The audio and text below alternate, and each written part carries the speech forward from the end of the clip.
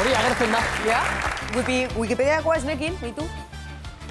Jartzen du pilotaria eta futbolaria. Ja, bai. Begira.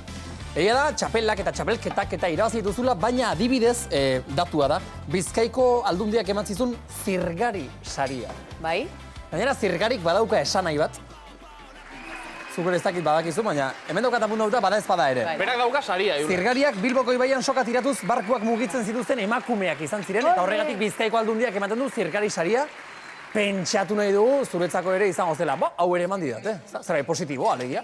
Bai, nietzako sari guzti hauek jasotzea, oparia, bizitzak ematen dizkian oparia dira, eta eskertzen da. Gainera indar asko emate izute segitzeko lanen. Eta are gehiago jakin da, zirgari sarirako hautagaiak herritarrek proposatzen dituzela. Vale. Alegia, herria zurekin da, Patri. Jo, hori eskertzekoa da eta oso posgarria da nire. Eta gainera, berdintasunaren alde egiten duten personai ere ematen zaie, beraz. Saria mundiala, eta horra ipatu da bideoan ere, etorkizuneko belaunaldiei begira edo, erreferentzia izaten ari zaretela, erreferente. Zu ala sentitzen zara? Bueno, orain arte, egia esan, pelota mundun esaterako erreferente danak gizonezkoak zian. Eta pizkanaka egiten ari garena da erreferenteak sortu ere emakume pelotarien artean.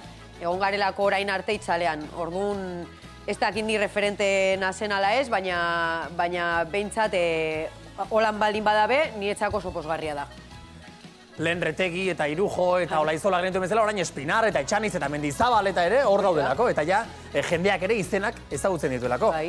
Aipatzen da, eta ez dakit aipatzeagatik bakarrik den, edo benetan zuk ere ala bizi duzun, emakumeen kirola modan dagoela, ikusi besterik ez, pasain asteburuan derbia Realearena estadioan, Realaren eta Athleticen artean, arraunlariak ere nola aritu diren aurtengo demoraldi guztian, eskualoian, txirendularitzan, pilotan bertan, norabide zuzenean goaz.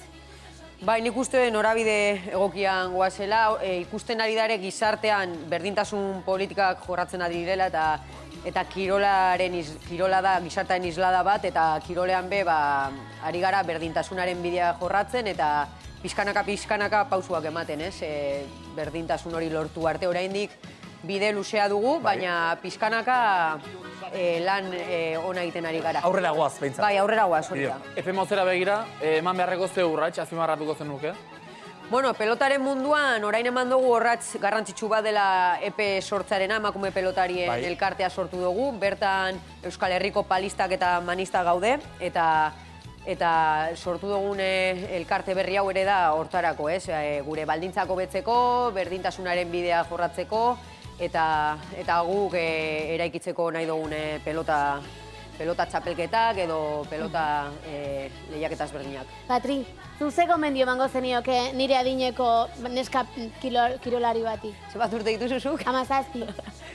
Esango nioke, gozatzen baldin badu kirolarekin, segitzea kirolakin, eta maite duen hori egitea. Probatzea kirol mota ezberdinak, azkenean probatu arte ez dakizu gustoko duzun kirol bat ala ez, baina ez bakarrik kirolakin, hainbat arlotan gertatzen da hori. Orduan, denetarik probatzea eta gozamena ematen dion horri eustea eta segitzea. Noiz ikusiko dugu, noiz ikus liteke, ez dakit, Labrit, Astelena, Atano, Bizkaia pilotalekua leporaino beteta, emakumei begira. Bueno, lortu izan dugu frontoi batzuk betetzea, Astelena, eta Zumarraga, eta Azkoitikoa, eta beste batzuk emakume Mastercup txapelketarekin, eta ederra izango zen, urtero betetzea lortzen badugu, eta holako txapelketa gehiago egiten baditugu, emakume Mastercup, edo EPE kantolatutako elitezko txapelketak, eta ederra izango zen, frontoia ikusten badugu beti hola beteta, edo jendea erakartzen badugu behintzen. Merezi dugu moduan, ezta? Oso ondo.